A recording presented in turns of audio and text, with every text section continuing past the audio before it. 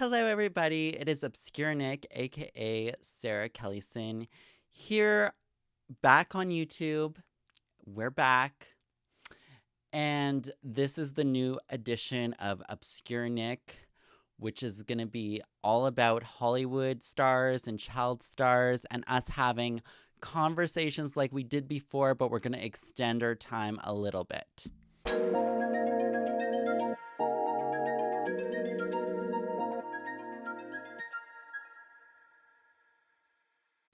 So today I want to talk to you guys about the infamous book by Jennette McCurdy called I'm Glad My Mom Died.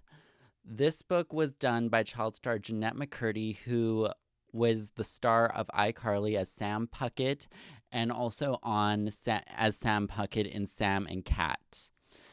In this book, she pretty much reveals that she was abused as a child by her own mother and did not recognize it until later on. She also reveals some on-set secrets about how it was like to work with Dan Schneider. Even though she does not say his name fully, there are glimpses of it within the book where she does mention the name Dan, but refers to him as the creator. In this book, we're going to first go over what pretty much happened with her and her mom. So when Jennette McCurdy was growing up, her mom was like her best friend pretty much, is what I got out of this. And she just was groomed from a child on how to be growing up, especially with her weight. By the way, trigger warning, we are going to be talking about disorders a bit. We're going to talk about psychological abuse, sexual abuse, and verbal abuse in a lot of ways. So just a heads up about that right now. As I was saying, she pretty much had an eating disorder for her whole life, it seems, because her mom wanted her as an actress. She was pretty much since birth just being a child star actress. And her mom had breast cancer and everything throughout her life, pretty much. With that being said, she developed an eating disorder where she had to stay under a certain weight that was acceptable to her mom, pretty much, which was like under 100 pounds, which as you grow older, that is no longer acceptable. And that became an even huger struggle when she got the role of iCarly as Sam Puckett, because Sam Puckett had to eat so much. So she had to balance between this character that was always eating and always like in love with food versus her not trying to avoid food in a way. And it's because her mom groomed her to be that way. When she wouldn't achieve a certain weight that her mom wanted, her mom would not be the happiest person in the world with that. Her mom would also be very overbearing in the sense where she would not be able to shower alone until she was 17. Mom showers me with Scotty sometimes. He's almost 16 at this point. I get really embarrassed when she showers us together. I can tell he does too. Mom gives me a breast and front butt exam, which is what she calls my private parts. She says she wants to make sure I don't have any mysterious lumps or bumps because those could be cancer. I say okay because I definitely don't want cancer, and since Mom's had it and all, she would know if I do. Yeah, 17, until she was 17, she was not allowed to shower on her own, and kept checking her weight and keeping her under a certain weight. And because the reason why her mom, in her mind, wanted her under a certain weight is so that Jennette could get jobs. Because in Hollywood, when you get older, they're not going to want you as much. There's not as many platforms for that, especially back then. So her mom, in some cases, had, I would say, she had certain intentions, but they weren't the best, and she was not looking at this in the best light. And for her daughter. But truthfully, what Jennette came to the conclusion to is that her mom was trying to live her dreams through her daughter. And that's a common thing with a lot of child star moms, it seems. Like Lynn Spears, for example. Lynn Spears, loves, she loves all those things like the spotlight and money and things like that. So, and she lived that through her daughter, Brittany. I was going to say Jamie Lynn, but let's be real here. Let's be real. What career? But there are a lot of child star moms that do that. And as well, Drew Barrymore's mom is another example who wanted to be big, who tried to do movies and stuff even, and failed miserably on that. But she would usually just go to industry functions to get in and everything. And now Drew and her mom doesn't have the best relationship. And I could see Drew Barrymore and Jennette connecting on so many levels. Actually, Jennette was on the Drew Barrymore show not that long ago, and they connected in a lot of ways. And I think I also can see why Drew Barrymore was at Britney's wedding, because Drew and Brittany both have estranged relationships from their mother and their parents in general. So it's a very tough it's very sad. It's a sad situation. I think the scariest part of it all is that Jennette didn't realize she was being abused until after the fact, which is really alarming, until she went to therapy pretty much. And of course, you always want to hope the best for your parents because you want to always believe that they know what's right. But when she first heard of her and a therapist saying that her mom abused her, she couldn't take it because she wanted to see her mom in the best light possible. I want to also put in a side story here. So back in 2012, there was this event, this fan convention for Jennette. I remember. I was invited to that, but I never went to it. But I knew the people who ran it. I knew a few friends that went there, and they told me what it was like. So something that happened there that was really, because back then, there was all this the drama with Jennette back then, and there were a lot of things back then. There was a lot of drama online within the iCarly standum, where there was a lot of this Seti Creddy thing with Sam and Freddie, Carly and Freddie, and a lot of the fans online were trying to push Jennette McCurdy and her co-star Nathan Crest together as a couple, and it was such a toxic thing that was happening on social media. And Jennette and Nathan would interact with fans on social media quite a bit too, so they would be engaged. I've engaged with Jennette before, and she's really a cool girl, but I never did any of that where I was trying to push two people together, because that is not the way to go about it. First and foremost, that is just, it was the early days of social media in a lot of ways. And so a lot of people thought something happened between Jennette and Nathan. And because Nathan had a girlfriend back then, her name was Madison Hill, and I feel bad that she got bullied online a lot. Whenever she posted anything, she would automatically get dislikes, and I think that was just so freaking toxic. There's a limit that I definitely see, that there needs to be limits with fans. Even myself, when I'm approached by people I don't know online, I'm very I'm very cautious of it. I'm not. I've had a lot of situations where it backfired on me, and I'm just very cautious about it.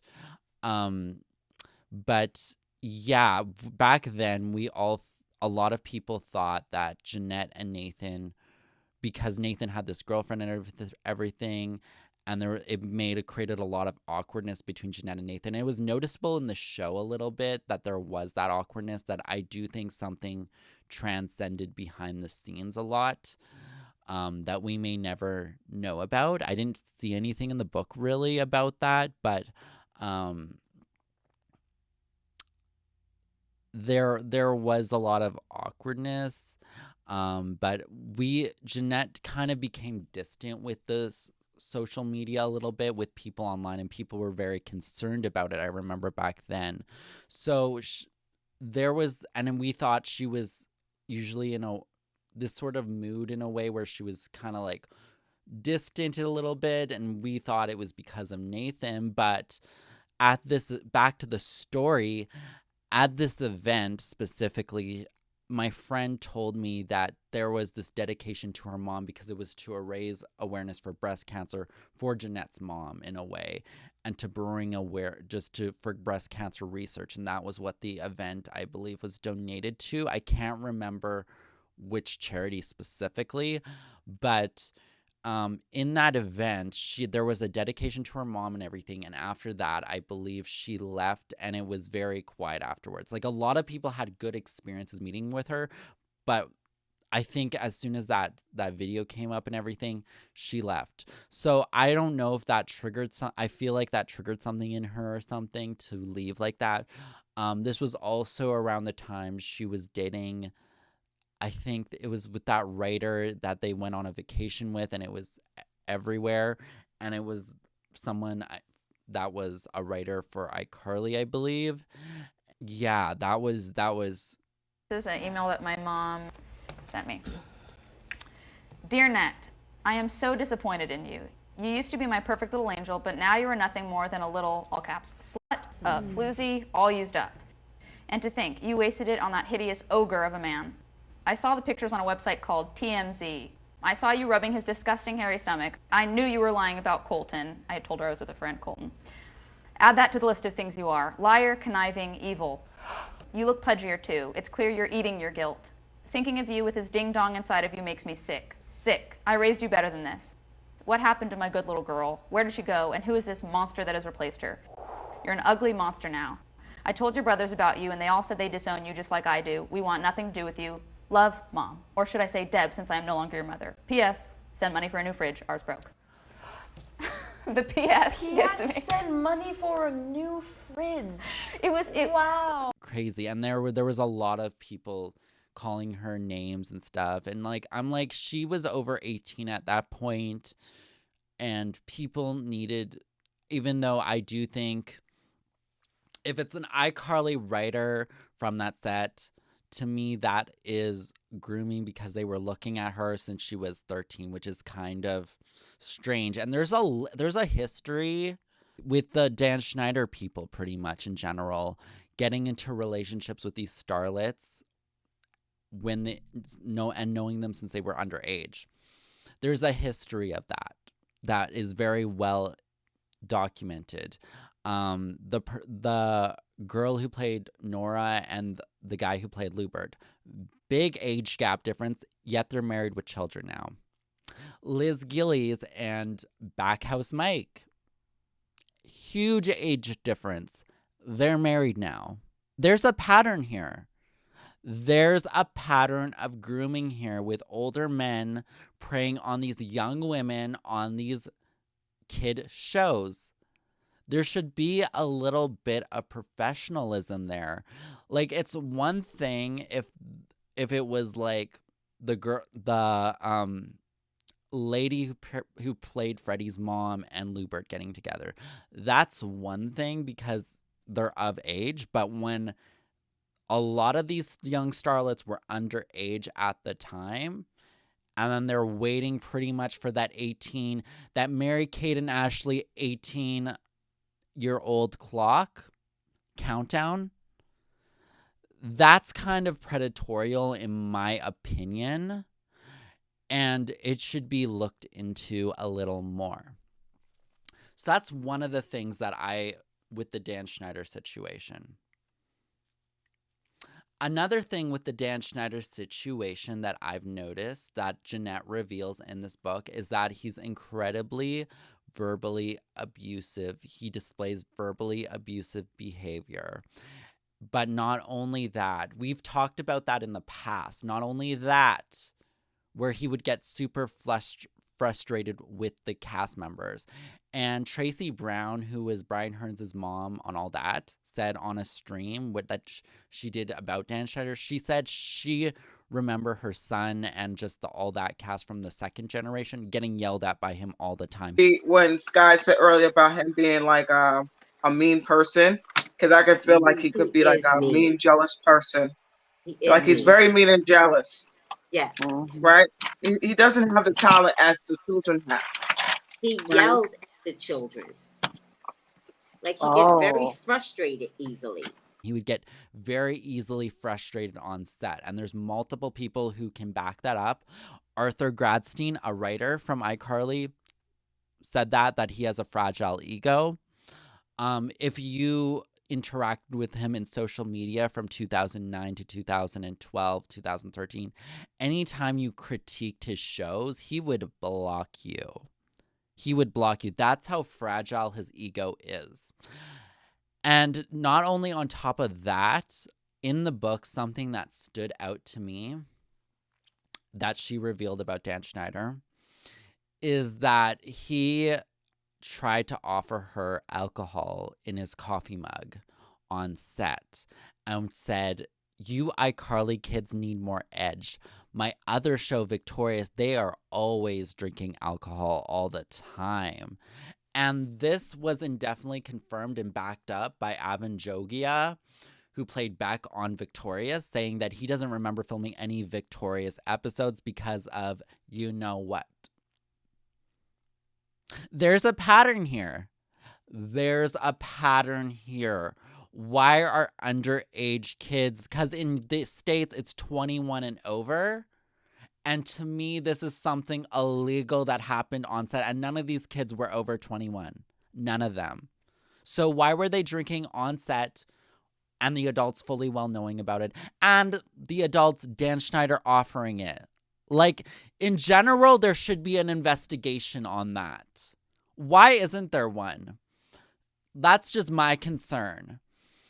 So, with that's just crazy to me. And in my opinion, just based off of experiences and hearing people's experiences with Dan Schneider, he's also a very manipulative person, and he's a compulsive liar. Allegedly, of course, right? We have to keep it allegedly. But, like, we know what's up. Like, we're not... This isn't... The social media is a thing, and we can see what's happening. And now that we're knowing all this information, you can't really hide a mask anymore. Where's the mask? You can't hide it anymore. So... I feel like he also manipulated a lot of things on the Zoe 101 set with getting rid of certain people. Allegedly, of course, I believe he played a part in Kristen Herrera leaving Zoe 101 because he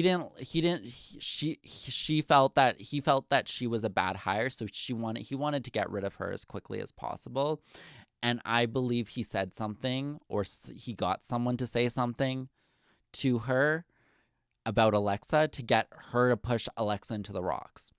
I also believe there was some manipulation with him.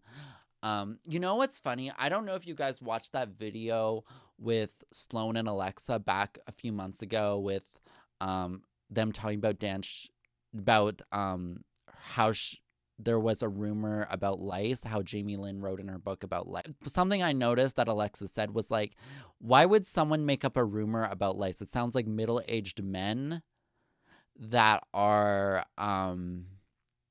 making up these types of stories about teenagers. And I'm like, that's funny that she brought that up because I'm like, I feel like a middle-aged man would have done that too. Because I'm like, I feel like I just feel like he would manipulate that situation as well and spread around set and get someone to spread around set that Alexa said that Jamie Lynn has lice. And I could totally see that. So I also think he did some manipulation with Jennette and stuff. And it's also, I don't know why Dan Schneider ever did this, but like in the book, she reveals that the show was going to be called Just Jennette or Jennette. Because originally the Sam and Cat show was for Jennette specifically. And that they were talking about that in 2011, 2012, around that. And they were going to wait till iCarly ended. So it was originally just supposed to be Jennette's show. Then it turned into Jennette and Ariana's show, which at that point, Ariana was becoming a big pop star, and that overshadowed Jennette in a way. And it's understandable because originally it was told just to be Jennette's lead show. And I feel since iCarly and Victorious were ending anyway, why not just make 2 separate shows, one for Jennette and one for Ariana? Like that. Let's make it make sense here, because spin-offs don't usually last. The only spin-offs in kids television that I ever remember lasting was Sweet Life on Deck on Disney. That was the only like decent one that I can remember. But you know, I feel like, yeah, I just feel like we never needed. I didn't watch Sam and Cat, but it definitely, there were brought some tension on set about that. Something that I remember back then when she was filming Sam and Cat was that there was one day where she had a huge fever and was feeling so sick going to work, and she was super upset about it. And a lot of us back then thought Dan Schneider had her best interest, which now looking back, I get that like there's a huge production and everything, but Jennette was super sick, and I feel HR should have intervened or something, or she should have reported it or something. She probably tried to, but it didn't go through, because judging from what the article said about Daniela Monet, what she said about reporting things to Nickelodeon, that doesn't always transcend the best, because HR is honestly, HR is like completely useless in a lot of situations, especially in the entertainment industry. Just gonna be real with you. I feel like with Jennette and Ariana, Jennette, it's because Ariana was able to take off and stuff. And there was this one episode of Sam and Cat where Ariana was just in a box the entire time pretty much. And so it would give an excuse for Ariana to leave. But when Jennette was sick, that time I remember Jennette being sick and talking about it on social media, and they couldn't give her a day off. I could see why she would be frustrated. That is such a fair and valid point. And there was just a lot of favoritism towards Ariana over Jennette, even though it was originally supposed to be Jennette's show in the beginning. I just don't think that was ever a good concept to begin with, like with both of them. That was not a star-winning concept. As well, you're putting secondary characters as primary characters. Like, secondary characters going as primary characters don't match the best. But eventually, Sam and Cat was canceled because the tension was just so bad on set that Dan Schneider couldn't even be on set with any of his stars. Like, he was supposed to be in a separate room doing the show. And that's how bad Dan Schneider's temper truthfully is. So eventually it went to turmoil pretty much. The onset, there was a lot of toxicity on set, and pretty much the show ended there. I remember as well, something I want to bring up is that around that time, there were 2 things going on. One was the KCAs for 2014, where Dan Schneider was getting the Lifetime Achievement Award after 20 years. And noticeably, its majority is male stars, except Victoria, Daniela, and Ariana. And yeah. And Victoria and Ariana, and I think Daniela were all still working for Nickelodeon at the time still. And they still were under contract, and that's the only reason why they were there. None of the other female stars were there. Where's Amanda Bynes? Where's Elisa Reyes? I saw so many male stars, but I didn't see that many female stars that were not under contract. So it's very interesting to me that there's that type of energy with Dan Schneider. But another thing that happened during that time is that Jennette's nudes were leaked. They were leaked. Because at the time she broke up with that basketball player. I forget his name, but we assumed that it was him leaking her nudes. What I think allegedly may have happened is that a certain someone who has connections in Hollywood might have gotten that, because around that time it wasn't just Jennette, but it was Victoria had some things that came out as well. Around that time, a bunch of female celebs got their nudes leaked. And this was only a few years before like Harvey Weinstein got exposed. So I wonder if there was some sort of threat that was being pushed out there into the world. I don't know, but there's something very odd about all that timing around then. Just the timing's a little too convenient almost, in my opinion. But again, this is all alleged. I just want to open that conversation for you guys. If you guys think something about that timing's a bit weird, let me know. But something also in Jennette McCurdy's book is that her complicated friendship with Miranda Cosgrove. I feel her mother manipulated her friendship with Miranda Cosgrove pretty much. Jennette wanted to be Miranda's friend because Miranda was very giving towards her. She gave her like a gift basket and stuff when she first got the job of iCarly. And she thought Miranda was super cool because Miranda could cuss and everything. And she was just being a teenager. And that's so cool just to hear that. Like, Miranda Cosgrove just liking being a normal teenager is just cool. Because I always picture her like that. Like, she's very down to earth, you know? And she just seems really cool. I know an acting coach that worked with her and said that she's incredibly shy, which is understandable. I totally get that. And Jennette was also really shy too, which I was surprised to hear because Jennette to me always seemed more extroverted and Miranda seemed more introverted. But that's very interesting to hear that in the book. But they wanted to become friends, and then they had this secret friendship on AIM. Oh my God, that was like dating it like way back. So I thought that was super cool, and just hearing that. But yeah, they had this secret friendship on AIM because Jennette's mother did not approve of Miranda because she cussed, because she was not one of faith. She was okay with her, and the reason why Jennette's mom was okay with her being around Nathan was because Nathan was of faith. He's religious, and so is she. And so her mother approved of it, and he was very clean-cut, good boy type of situation, which makes sense in retrospective on why she was around Nathan so much. We saw so much of that, more than Miranda at times. But Miranda and her friendship on AIM was really cool and everything, and she would not tell her mom about it, which I found really interesting, and they would always make cute jokes and everything. Which is cool. Like, I feel Jennette needs that normal, like, female friendship with some people. And it really paints Miranda in good light here.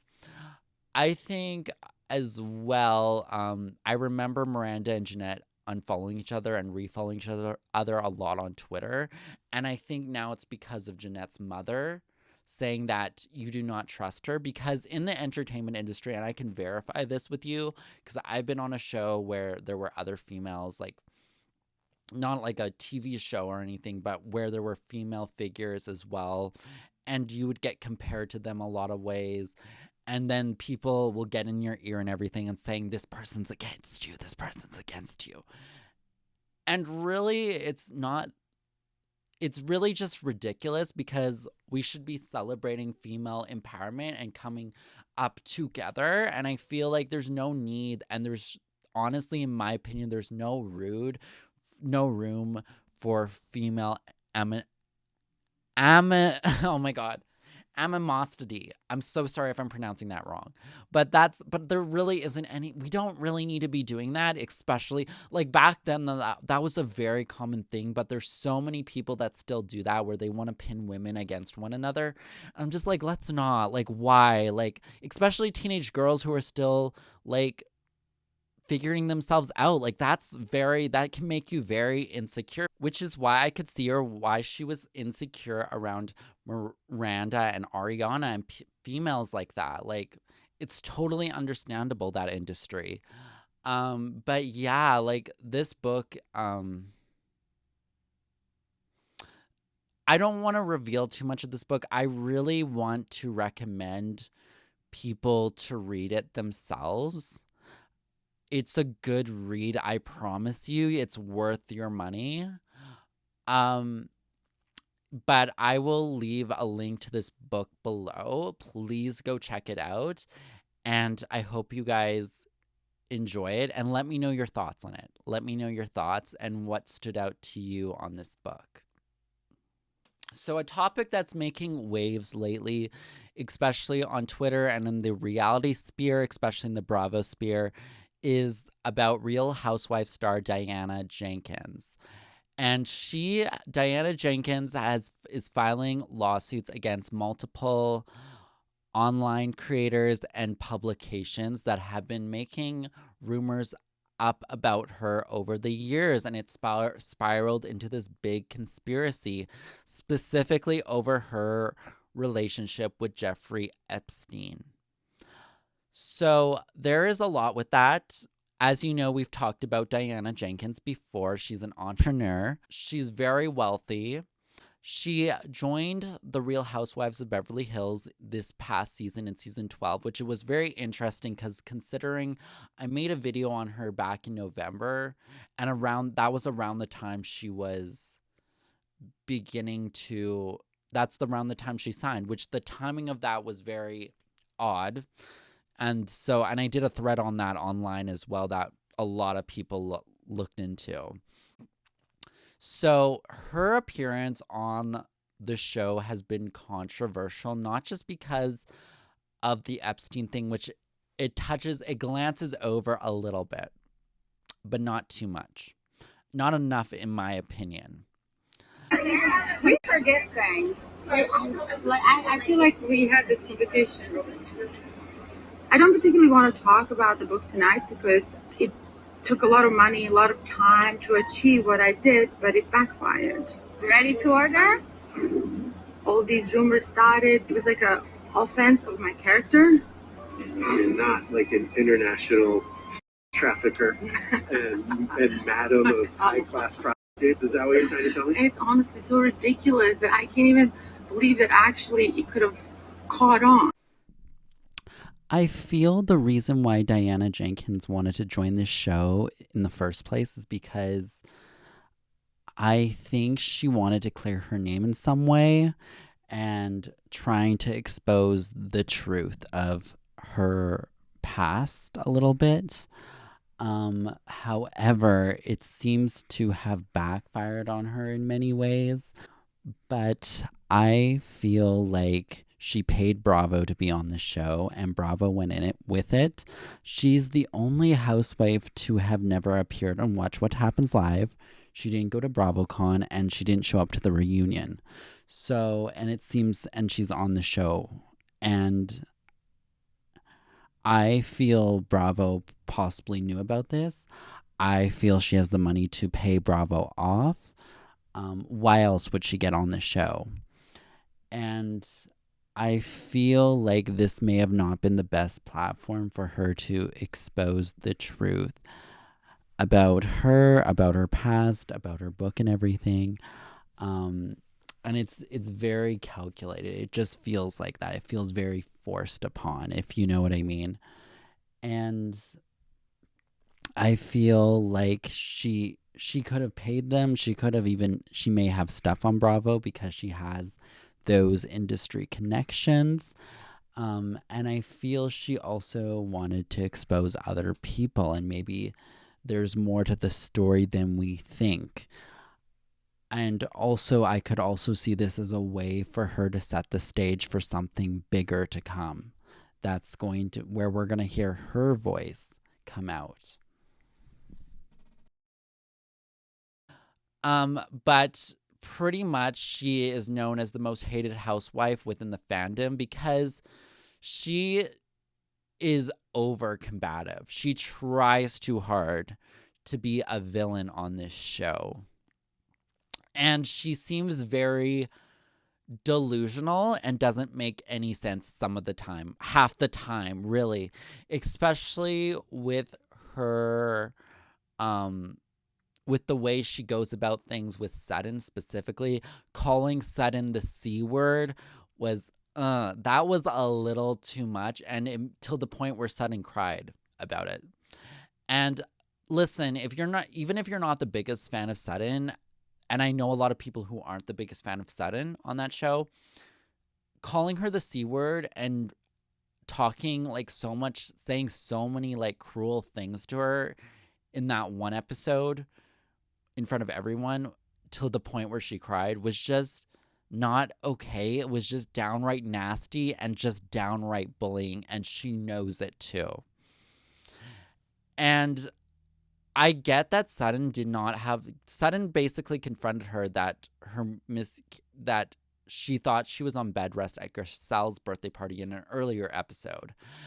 And she basically said, why are you here when you had a miscarriage not that long ago? And thought she was on bed rest. Like, it didn't make any sense. So Sutton confronted her on it, and maybe Sutton didn't have the best approach, but it's like, girl, you came to this party, you said you were on bed rest, yet you came to the party looking glamorous and just having fun and having a great time. So it's like,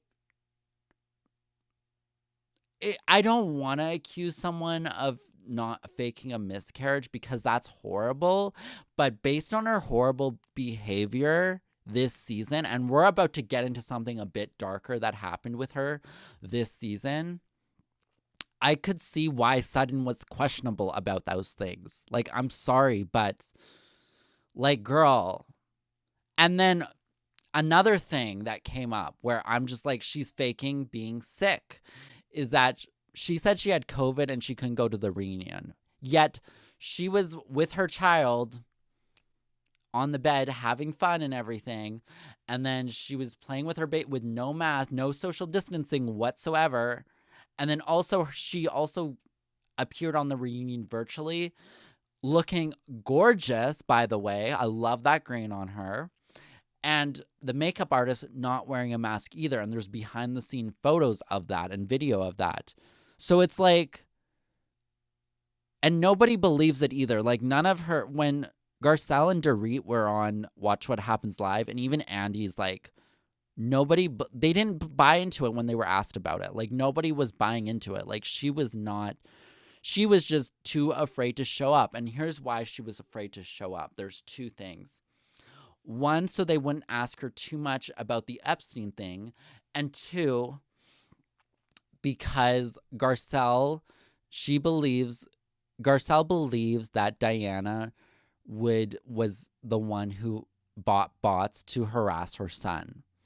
And the reason that being is because Diana sent a threatening text to Garcelle that she better stay away from her family. If anything happens to her family, it's on her and she's going to ruin her. Which is funny because it's very parallel to what a lot of us said about her before with the Hayden thing. Well, your threat was an actual threat to me as well. What was the threatening message? It was pretty much, if anything happens to my family, I'm coming for you. But how? Was it illegally or physically? I said if something happens to my kids. A threat is a threat. Are we going to dissect a threat? A threat is a threat. No, you've done nothing but harass me on social media. I had a murder in my family. My family has been murdered. If Diana was here today, what would be the number one thing that you would want to say to her? I would want to say to Diana, why is she so obsessed with me? That's what I'd like to know. Because we're gorgeous. Where we assumed that Hayden was blackballed in the industry because of Diana and blacklisted because Diana wanted to ruin her pretty much if she said anything about her, which I found very interesting because it kind of exposed who she was really by just that threatening text. Like, there's a receipt of it. We can see it. It's not a he said, she said situation. We can see it. Garcelle brought the receipts to the reunion. Girl, let's not be delusional here. But there is an investigation, so it's all allegedly. I'm saying allegedly because I know she likes to sue online creators. Like, of course, this is all alleged. And I do think there were some things, like the picture that she said that she posted, she cleared her name with the picture of Epstein and Trump from 1997, saying that was not her. She was in London. That was from New York. She was in London at the time. And she was poor and working 3 jobs. And the picture does not match. And that is not her. And it was another person of this name that it actually was. So I do see her point there. Like, we got that verified, which I'm glad. Like, I'm glad when she's innocent that she is clearing her name. And I don't know what these lawsuits of her and the online creators are how they're going to pan out and everything. Hayden Panettiere has done interviews recently opening up about her issues with drugs and everything. She's opening up slowly but surely, but she said when she was 17/18 that she had a bad influence around her of someone that was older around the time that got her into that stuff. And many are assuming that it was Diana that she's talking about here. And the reason why also she doesn't mention this person's name is because Diana clearly likes to threaten to ruin people's lives, and Garcelle kind of brought the receipts about that to the reunion. So I don't hold it past her on any of these things. Another thing is why is she on Epstein's flight log too? Like, that's just my question, because she's saying on the reunion that she never met him or anything, but it's very interesting. She did admit that she knew a few people, but she said she never met Epstein before, which I found interesting. But here's the thing, like, I'm glad, like, so here's the thing with the online creators being sued.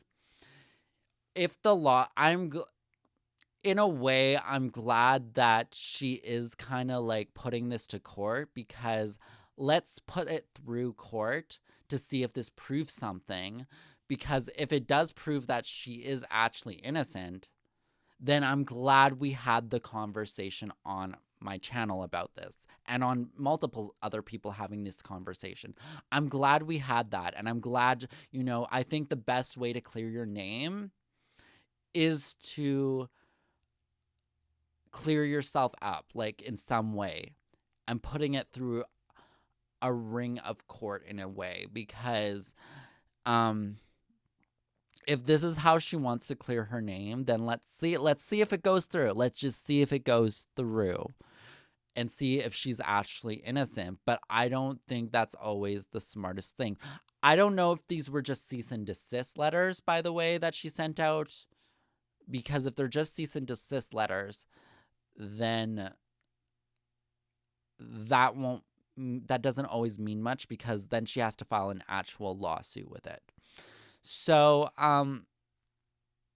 it's interesting that I'm just going to say this.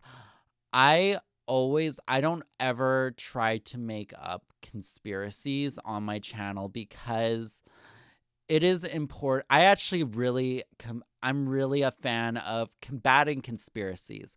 But what I do on this channel is not to start conspiracies. It's to have open conversations about hot topics online, and to have an open conversation about whether the person's innocent or not.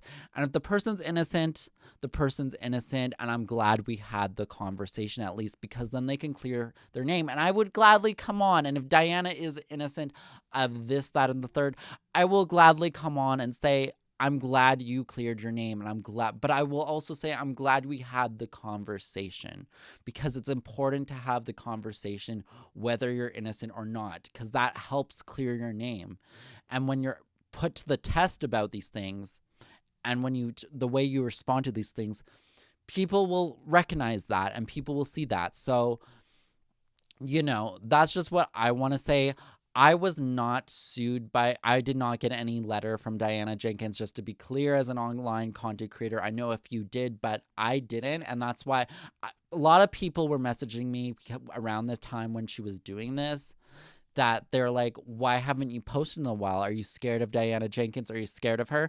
No, honey, I'm not scared of her, because I know that I cited my sources from somewhere else. This is not me just making stuff up out of my own mouth.